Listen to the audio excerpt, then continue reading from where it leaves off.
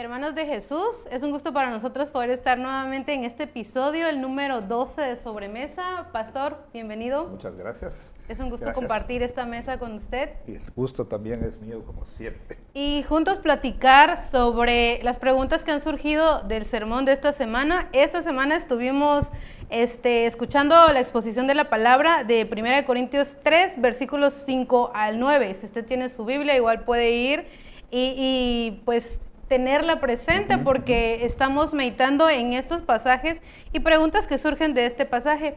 Esta semana estuvimos retomando nuevamente las palabras de Pablo, ¿verdad? De si está dividido Cristo. Sí, nos enfocamos en los versículos 5 al 9 de 1 Corintios y ahí estuvimos, viendo cómo Pablo continúa esta exhortación amorosa pero firme y hasta cierto punto una reprensión amorosa a los corintios por las facciones, por la división, por los celos, las contiendas que había entre ellos. Así es, y estuvimos meditando cómo realmente hay una tendencia en el ser humano de siempre robarle la gloria al Señor y tener ese protagonismo. Así es. Y este problema de ¿a quién sigo? ¿Sigo a Cristo? ¿Sigo a Apolo? ¿Sigo a Pablo? Y pues una de las preguntas que surgieron fue de aquellos que seguían a Cristo y aquellos que estaban siguiendo a Pablo o a Apolos, ¿se sentían superiores o qué era lo que estaba pasando en esta tensión que había dentro de la iglesia en Corinto? Sí, claro, creo que sería bueno para aquel que no tenga contexto simplemente recordar que uno de los problemas que Pablo confronta en la iglesia es que en la iglesia esta que él fundó en Corinto se habían formado grupos, se habían formado facciones, pudiéramos llamarles partidos, ¿no? Es decir, diferentes grupos de la iglesia de Corinto empezaron a seguir a Pablo o a Apolos, a Pedro, y algunos decían que ellos no eran, ellos decían yo soy o somos seguidores de Cristo. Es importante tener en cuenta que hay algunas lecturas o interpretaciones de lo que estaba sucediendo ahí, de lo que Pablo dice. Hay quienes dicen que efectivamente habían cuatro grupos, ¿no? O sea, los que seguían a Pablo, los que seguían a Apolos, los que seguían a Pedro y los que seguían a Cristo. Y entonces quienes favorecen esa lectura, pues casi siempre dicen que el cuarto grupo, los que dicen yo soy de Cristo, era un grupo que tal vez se sentía, vamos a decirlo así, más espiritual que los demás. Bueno, tú sigues a Pablo, pero yo sigo a Cristo. Tú sigues a Apolos, pero yo sigo a Cristo. Creo que bien pudiera ser una buena interpretación del pasaje, pero también hay otros que presentan un caso pues bastante convincente en el sentido de que pues no tenemos cuatro grupos, sino tres, los que seguían a Pablo, los que seguían a Apolos y a Pedro. Y entonces la interpretación es la siguiente. Dice que más bien lo que Pablo está haciendo allí es decir, en cuanto a mí, yo soy de Cristo. Y ustedes también debieran decir lo mismo. Nada de que soy de Pablo, nada de que soy de Apolos, nada de que soy de Pedro, ¿no? Debemos todos decir, yo soy de Cristo. Quiero decir que hallo bastante convincente esa interpretación, aunque por supuesto no podemos descartar la otra.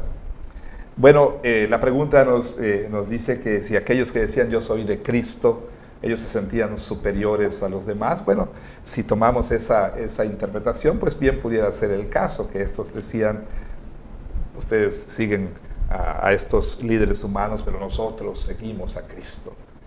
Nosotros estamos por encima de todo líder humano. Nosotros seguimos al Señor. Y es que en las iglesias existe ese tipo de personas que dicen, no, yo no tengo por qué someterme a ningún líder humano. Yo soy de Cristo. y yo me someto solo a Cristo. Bueno, esas personas olvidan que Dios dio líderes a la iglesia, Dios instituyó los oficios de ancianos, diáconos, Dios dio pastores y maestros a la iglesia, ¿verdad? Entonces, las personas que pretenden enmascarar un espíritu indómito, una actitud, bueno, para decirlo de otra manera, que pretenden enmascarar su falta de sujeción a las autoridades con un aura de espiritualidad, en realidad están yendo en contra de las Escrituras, porque la Biblia claramente dice que nos sometamos a nuestros líderes. Así que, bueno, por un momento entonces aceptemos que hay 4 grupos y unos dicen yo soy de Cristo. Sí, ciertamente, si ese fuera el caso, estos se sentirían superiores a los demás. Pero si tomamos la otra interpretación, ese no sería el caso. Más bien es Pablo diciendo a las personas, ustedes no deben estar, siguiendo a tal líder o a tal líder o a tal líder como su enfoque último, ¿verdad? Como ustedes no deben dar su lealtad última a ningún líder humano, sino a Cristo, ¿sí? A Cristo. Él debe ser nuestro enfoque. A Él debemos dar nuestra lealtad última. Entonces, bueno, yo diría en respuesta a esta pregunta que si fuera ese el caso, de que hay 4 grupos, entonces sí tendría razón, pero me parece que podemos más bien pensar en la otra interpretación, esta que dice 3 grupos. Y de hecho, Pedro como que tiende a desaparecer. El problema realmente, porque lo vemos en los siguientes pasajes, es entre los de Apolos y los de Pablo, ¿no? ¿Por qué? Porque los corintios estaban usando estándares humanos, ¿sí? Para evaluar el ministerio del uno y del otro y para escoger entre uno y el otro. ¿Y qué valores, qué estándares, qué valores usaban? Los valores de la cultura corintia, elocuencia, filosofía. Y aparentemente, pues, para unos Apolos aventajaba en mucho al apóstol Pablo, ¿sí? Era como la misma Biblia lo describe, era un hombre poderoso en palabra, además venía de Alejandría y era un hombre versado en filosofía y demás, y entonces como que era más atractivo para aquellos en la iglesia corintia que estaban operando con base en los valores de la sociedad corintia, ¿no? Así es. Y pastor, hay una tendencia por inclinarnos a ciertos líderes y ser seguidores, pues más de ciertos líderes, pero también puede que algún miembro no esté inclinándose a un líder específico, a un pastor, pero sí a otro miembro. Y no podemos negar que hay miembros que tienen cierta influencia. Y ¿qué hay con esos miembros que quizá no son seguidores de ningún líder dentro de la iglesia, pero que sí siguen a algún miembro y de cierta manera estos influyen o ejercen mucha influencia para con ellos y son más leales a estos miembros que al mismo Señor? ¿Qué podemos decir de esto? Bueno, no creo que nosotros debamos considerar como algo necesariamente malo que las personas en la iglesia que no son necesariamente líderes oficiales puedan también ejercer cierto liderazgo y cierta influencia en las personas, en los otros miembros de la iglesia. El problema es cuando esa influencia, ¿sí? No es una buena influencia. Cuando esas personas que tienen la capacidad de influir en otros, ya sea por su carisma, ya sea por su preparación académica, podemos pensar en varias razones, ¿no?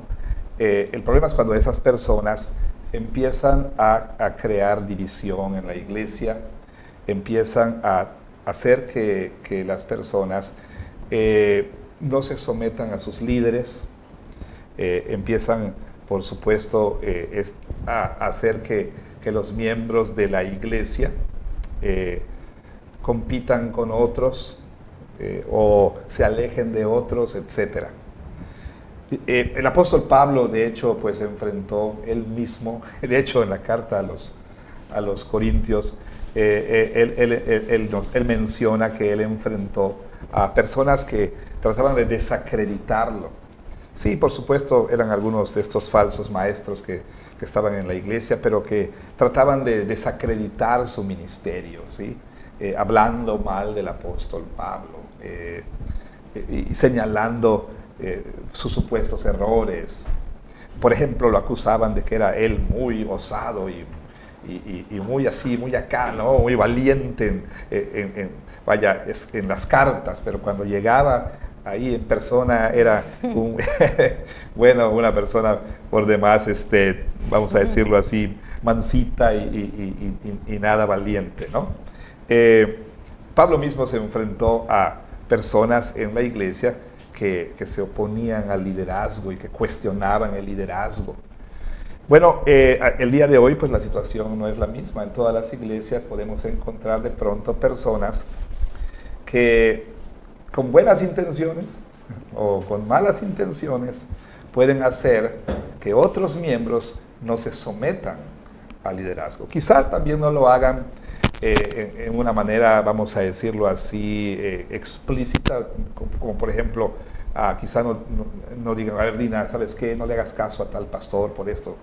Pero pueden enseñar con su ejemplo, ¿no? Pueden ellos, modelar delante de otros una conducta que no es la adecuada. Por ejemplo, el no someterse, digamos, a los lineamientos que la iglesia ha puesto.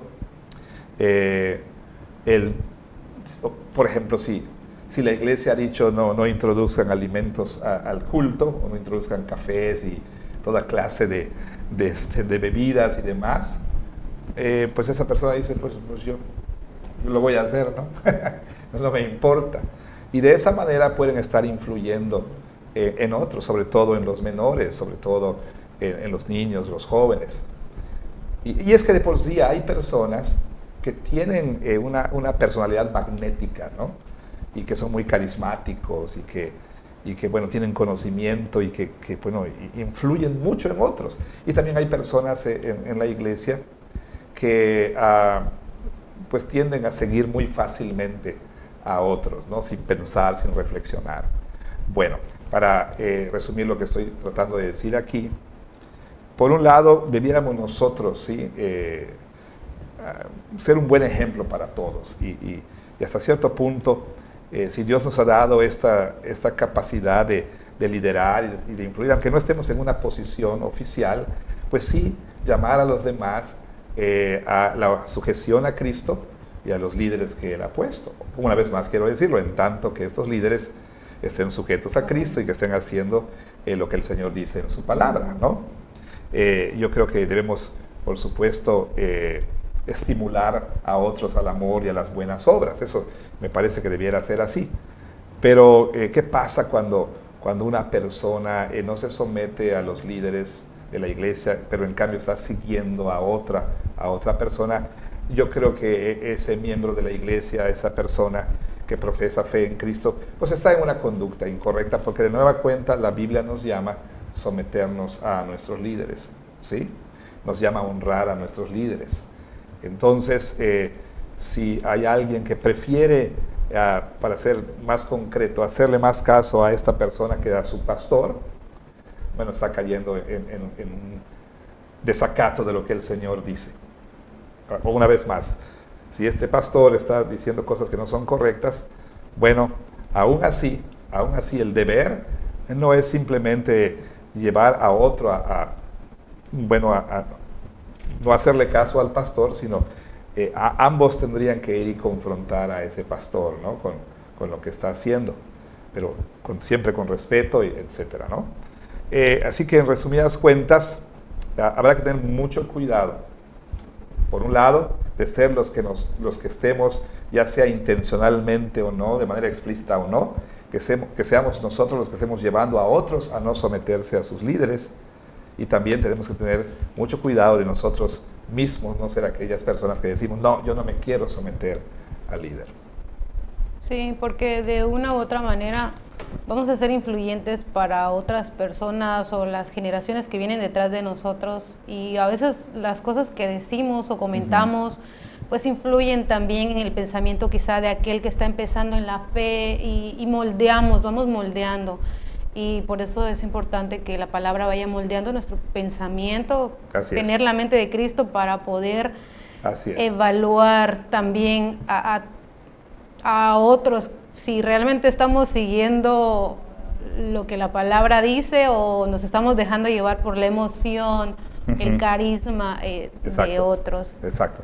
Y pastor, ¿cómo sabemos que un líder es nombrado por Dios? ¿Por el carácter, por la madurez? ¿De qué manera podríamos decir nosotros, el Señor puso a este hermano como anciano, diácono? Claro. Sí, es bien importante que, como vimos el domingo, ¿sí? Los líderes, decía el apóstol Pablo, son designados por Dios, y el Señor le asignó a cada quien su tarea, ¿no? Y yo pues trataba de enfatizar el hecho de que los líderes no se nombran a sí mismos. Sabemos que hay diferentes ramas, vertientes en el evangelicalismo, ¿no? En la iglesia evangélica, en las que, en varias de ellas encontramos a líderes que se autodesignaron, ¿sí? Que, no sé, dijeron que tuvieron una visión de noche, ¿no? O el Señor les habló claramente, o vieron alguna señal por ahí, y entonces entendieron que Dios los estaba nombrando para ser los líderes de una iglesia. Y son personas que en ellos no hay ninguna rendición de cuentas, no están sujetos a ninguna autoridad. Eso es muy, muy malo. Y yo ponía el ejemplo el domingo de cómo los apóstoles, ellos escogieron al sucesor de Judas. Pedro, dice Hechos capítulo 1, se levantó y dijo que era necesario que otro tomara el lugar de Judas, ¿no?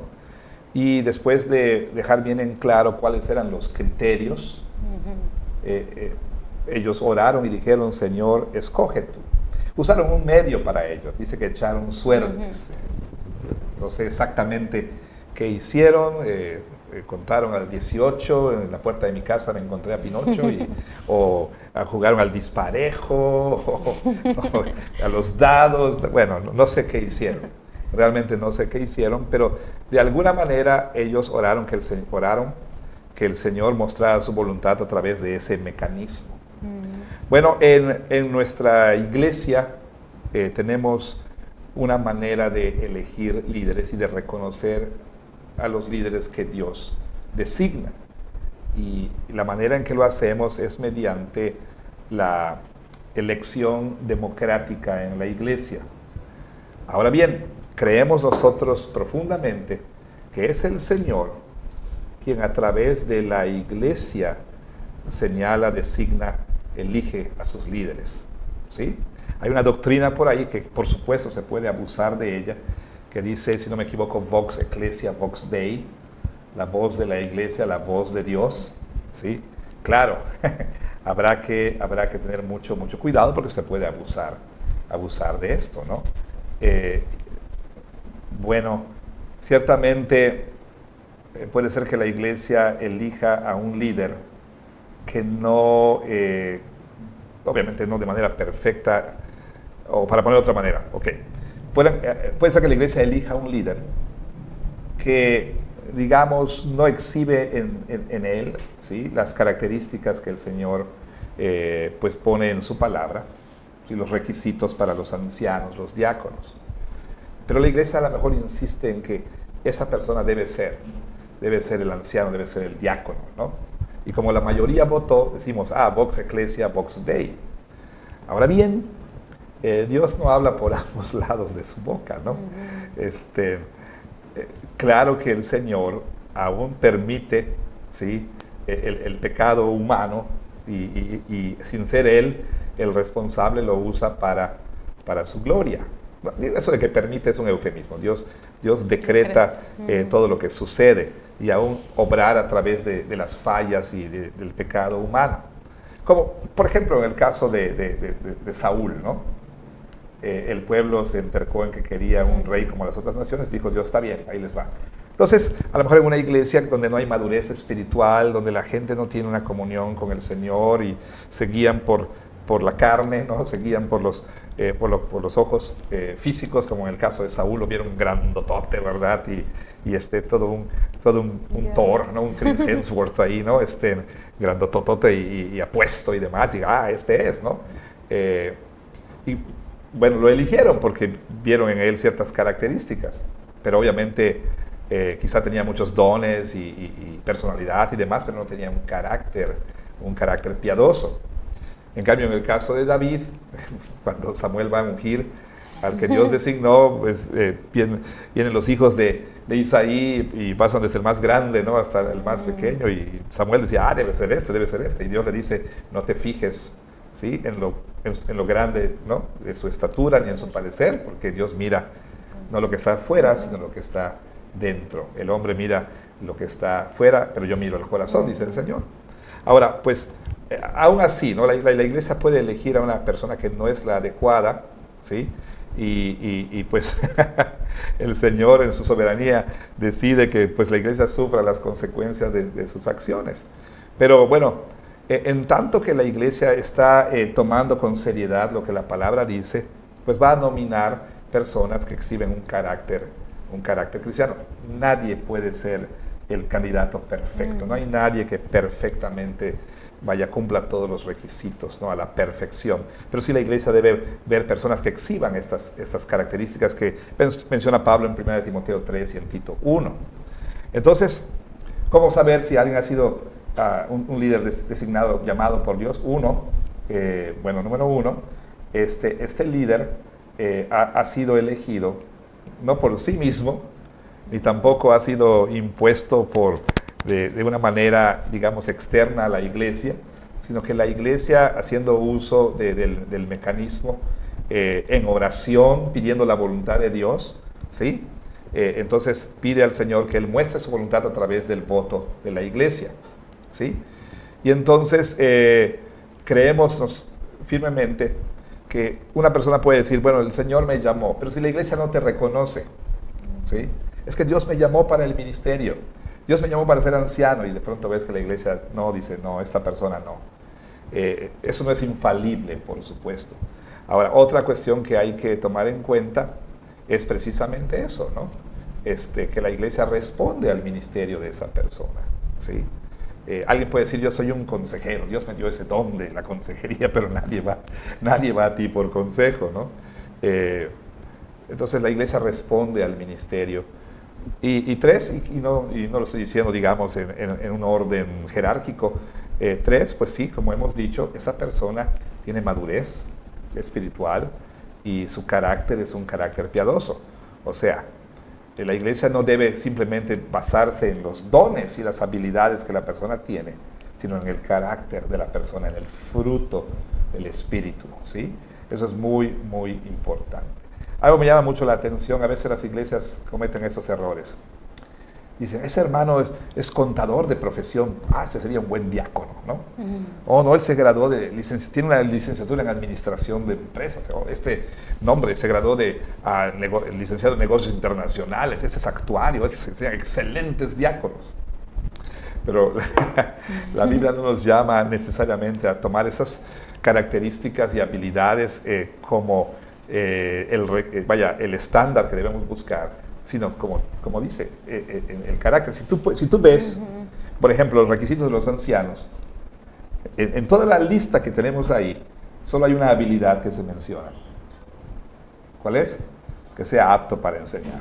Todo lo demás tiene que ver con el carácter, Entonces, por ejemplo, Pablo dice, cuando la iglesia va a elegir diáconos, dice Pablo claramente, sean esos primeros puestos a prueba, y entonces son hallados aptos, entonces sean ordenados. Pero a veces el proceso es al revés, los ordenamos y luego los ponemos a prueba, ¿no? Yo creo que la iglesia debe nominar personas que exhiben ese carácter de Cristo, que muestran que ese es su llamado, ¿sí? Y que por supuesto tienen los dones para ello. Así es, y el carácter y la madurez son importantes porque Yo he visto en algunas iglesias donde nombran a ciertas personas que recién están empezando en la fe, y cuando empiezan en la fe empiezan emocionados y arrancan con todo y dicen, esa persona, o sea, es la ideal, pero realmente no ha tenido un tiempo donde pueda dar evidencia Claro. de tener una madurez y un carácter cristiano. De hecho, Pablo dice que no sea un neófito, que no sea así alguien es. nuevo en la fe, un novicio. Bueno, uno, porque como bien decías, no tiene la madurez ni para guiar a la iglesia todavía, ni tampoco él tiene la madurez para entender que en la iglesia va a haber, no siempre va a haber una buena respuesta a su liderazgo, va a encontrar resistencia al liderazgo, quizás hasta lo van a lastimar, va a enfrentar críticas, va a enfrentar chismes, va a enfrentar muchas cosas. Y entonces, si es una persona nueva en la fe que tiene unos ideales muy grandes, que está pensando, bueno, esto va a ser facilísimo porque estoy tratando con santos aquí, ¿no? Pero tiene que recordar que estos están en un proceso, que no son el producto terminado, y no va a ser, por supuesto, fácil. Por eso se necesita que alguien que va a liderar tenga madurez, ¿sí? Y algo que me llamó la atención que usted mencionó, pastor, es el llamado de la iglesia, porque también, pues muchas veces hay personas que muy bien intencionadas, o sea, realmente con un corazón genuino, llegan a la fe y tienen este corazón ardiente por servir, por hacer, pero no es el momento todavía, sino tienen que tener, como usted bien lo decía, un proceso donde van creciendo en la fe, madurando, porque se van a enfrentar con muchas cosas. Claro, sí, yo creo que también depende, ¿no?, de qué liderazgo estemos hablando. Obviamente, en el caso de un anciano, del oficio de anciano, Pablo dice que no sea un neófito. Pero por supuesto que hasta un nuevo creyente puede involucrarse en el ministerio de la iglesia. Dios le dio dones y por supuesto, digo, así como no pondríamos, y aún así creo que subestimamos a los niños, pero no pondríamos a los niños en una posición de altísima responsabilidad, ¿verdad? Aunque, bueno, otro día podemos conversar sobre eso, ¿no? Yo creo que los menospreciamos, los subestimamos, pero bueno, no pondríamos nosotros a un niño, ¿sí? Bueno, imagínate que aquí no, porque no tenemos esas armas, pero en Estados Unidos, que pusieran a un niño, ¿no?, a ser el que guarde los códigos nucleares, ¿no? Pues no, ¿verdad? Se requiere una persona de ciertas características. Quizás un ejemplo tonto, pero no pondríamos a un niño en Cristo a ser anciano. Pero aún alguien que recién ha conocido a Cristo, claro que puede involucrarse en ciertas cosas, en el servicio de la iglesia. Por supuesto que sí. Así es. Sí, al final, como creyentes, una evidencia de que somos creyentes es el servicio. Claro. Y a veces, realmente, no necesariamente tenemos que estar en un liderazgo o en un ministerio visible. Hay mucho por servir detrás de bambalinas, hay mucho por hacer en la iglesia. Y yo creo que a veces menospreciamos todo tipo de servicio que se puede hacer en la iglesia cuando realmente no necesita tener uno el título, vaya, de líder de tal cosa, sino todos somos llamados al servicio. Sí, claro, por supuesto. Y pastor, cuando hablamos del llamado, pero ahora ya hablando del llamado ministerial, por ejemplo, pastoral o del llamado de algún diácono, ¿qué diferencia o hay alguna diferencia entre ese llamado al ministerio y el llamado, digámoslo así, de los roles cotidianos del día a día, como de una ama de casa, un trabajador? Porque muchas veces tendemos a poner en la balanza cuál es más, cuál es mejor llamado. ¿De qué manera pudiéramos ver nosotros bíblicamente ambos llamados sin caer en despreciar alguno, menospreciar el otro? Claro. Sí, esta es una pregunta muy, muy interesante y bueno, la verdad es que amerita una respuesta pues más amplia, más profunda que lo que nos permite el tiempo aquí, pero creo yo que el concepto reformado, la idea calvinista, el concepto calvinista de la cultura, el concepto calvinista también del ministerio es muy útil aquí, ¿no? ¿Por qué? Porque siguiendo a las escrituras, idea reformada, ¿sí? de la cultura, pues nos muestra que no hay ninguna división, no existe esa división entre el plano secular y el plano espiritual, o el plano secular y el plano religioso. Ese dualismo lo debemos a los griegos y a otros más, pero no a las escrituras. Jesús es Señor de todo. Pues no hay tal cosa como mi trabajo secular y mi ministerio espiritual, ¿sí? Por otro lado, también el concepto reformado nos ayuda a entender que todos somos ministros, todos somos siervos de Dios, ¿sí? Todos. Normalmente en la jerga cristiana evangélica se habla de que los ministros son los pastores. Bueno, yo soy un ministro, pero yo soy un ministro de la palabra y de los sacramentos. Dios me llamó a este ministerio especial, a este servicio especial, a servirle, sirviendo a la iglesia. ¿En qué manera?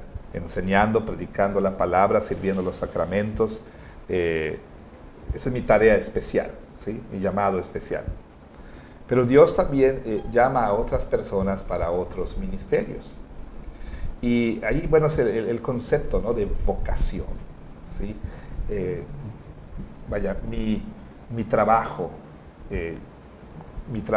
como maestro, como ama de casa, como ingeniero, bueno, podemos mencionar muchos. Tenemos que ver ese trabajo como una vocación, inclusive el ser ama de casa, ¿sí? Una mujer pudiera pensar, bueno, yo no tengo ningún ministerio, pero su ministerio es, uno de sus ministerios sería el ser ama de casa. Ahora, bien decías tú que debemos tener cuidado. ¿Por qué? Porque a veces podemos caer en extremos. Y hay quienes dicen, bueno, como mi ministerio es ser ama de casa, no tengo por qué hacer nada en la iglesia. ¿Sí me explico? Y como mi ministerio es mi trabajo, no tengo por qué participar en ningún ministerio en la iglesia. Yo ya estoy ministrando a Cristo, ¿sí? Como mi ministerio es, no sé, tocar en la sinfónica, pues no voy a ir a los cultos, porque ahí estoy sirviendo al Señor, soy ministro ahí en donde estoy. Habrá que tener mucho cuidado. ¿Por qué? Porque el Señor repartió dones a todos los suyos y los dio para edificar a la iglesia. ¿Sí? Claro, podemos nosotros tener nuestro trabajo, el cual no debemos verlo como una actividad secular que no tiene nada que ver con el Señor, ¿no? Yo, como dice el apóstol Pablo, de hecho en 1 Corintios 7, el apóstol Pablo habla acerca de esto. Dice así en el versículo 20, lo encontré rápidamente aquí. Dicen por ahí que la diferencia entre un bautista, ¿verdad?, y un presbiteriano en cuanto a encontrar los textos es que el bautista, como está bien entrenado en el esgrima bíblico, los encuentra fácilmente. En cambio, el presbiteriano nada más, ora que esté predestinado que lo encuentre, ¿no? Abro y si está predestinado lo voy a encontrar, ¿no? Curiosamente, abrí aquí y aquí está. Dice, cada uno en el estado en que fue llamado, en él se quede. Sí, Pablo está hablando aquí acerca del matrimonio. Si uno fue llamado a Cristo siendo soltero, pues quédate así. Dice Pablo, si fuiste llamado siendo casado, quédate así. Pero por extensión podemos hablar de que cada uno ha sido llamado por Dios, ¿sí? Si te llamó a ser esposo o esposa, bueno, ese es tu ministerio, ¿sí? No lo divorcies del ministerio al Señor, del servicio al Señor. Si te llamó a ser un ingeniero y trabajas en la construcción, esa es tu vocación, tu ministerio. Pero al mismo tiempo, uno tiene que entender que si bien esto lo hago en función del Señor, no por eso yo voy a decir que no tengo necesidad de servir en la iglesia y a la iglesia, ¿sí? Entonces no hay que poner el uno en contra del otro. En un sentido, y en un sentido nada más, yo no soy más ministro que un ama de casa. ¿Sí? Fuimos llamados por Dios. Pero por otro lado, tenemos roles distintos, ¿sí? Servimos a roles diferentes. Entonces, bueno, todos los cristianos deben verse como ministros, ¿sí? Donde quiera que estemos, ya sea en el trabajo, en la casa, en la escuela, somos ministros, pero también debemos recordar que Dios nos llamó a ministrar en la iglesia de acuerdo a los dones que Él nos ha dado. Sí. Pastor, podríamos decir, bueno, según lo que usted acaba de decir, todos los llamados son de parte del Señor, pero podríamos decir que el llamado al ministerio es más santo que el llamado a ser ama de casa o cualquier otra cosa. Yo no sé si decir es más santo, pero sí tiene mucha más responsabilidad, ¿sí? Mucha más responsabilidad. En el Antiguo Testamento sí encontramos esta dinámica de mientras más cerca las personas estaban del lugar santísimo, más santidad se les requería. Y en un sentido, por supuesto, al pastor se le requiere más, ¿sí? ¿Por qué? Bueno, porque por lo que representa, ¿sí? El llamado al pastorado es un llamado a representar la autoridad de Dios en y a la iglesia, ¿no? Entonces, pues eso requiere, por supuesto, de que el pastor tiene que preocuparse por vivir, por cultivar santidad, vivir una vida santa, etc. Tú sabes que a veces las personas de manera, eso lo oímos casi siempre. Por ejemplo, ¿no? Mi hermano me dice a veces, no, tú que estás más cerca, pídele, ¿no? Tú que estás más cerca, pídele, ¿no? ¿Sabes? Las personas tienen esa idea de que nosotros tenemos el teléfono rojo, ¿no? Así como que especial y comunicación exclusiva y directa. No, en ese sentido somos iguales a todos los hermanos, pero tenemos mayor responsabilidad, ¿sí? La investidura de un pastor, ¿qué representa un pastor? Eso hace que el pastor tenga mayor responsabilidad. Hermanos, pues estamos en un lugar diferente porque estábamos ya casi al final del podcast cuando pues la energía eléctrica falló. Hasta ahorita no ha regresado, entonces, aquí estamos simplemente para decirles que eso fue lo que sucedió y que la próxima semana vamos a retomar las preguntas que quedaron sin responder. Así es, pastor. Estábamos a media pregunta, pero todavía nos quedan 2 preguntas más y en el próximo podcast pues vamos a retomarlas, hermanos. Disculpen las fallas técnicas, está fuera de nuestro control, pero esperamos que este tiempo que han pasado con nosotros en Sobremesa pues haya sido de edificación para todo el cuerpo de Cristo y los esperamos en la próxima Sobremesa. Pastor, que tengan buen viaje. Si la luz no se va. Así es. Que Dios nos bendiga, hermanos. Gracias por su comprensión. Gracias.